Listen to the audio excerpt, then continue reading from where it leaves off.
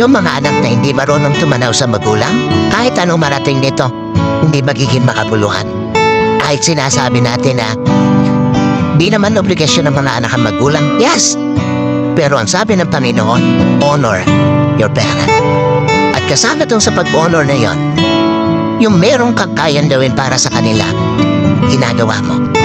Sa mga anak na narito, kahit magkapamilya kayo, huwag niyong titingnan na ang dapat ninyong bigyan focus yung sariling pamilya na lang. Hanggat nabubuhay ang mga magulang ninyo, iparamdam ninyo na kaya ninyo silang i-honor in all aspect ng buhay.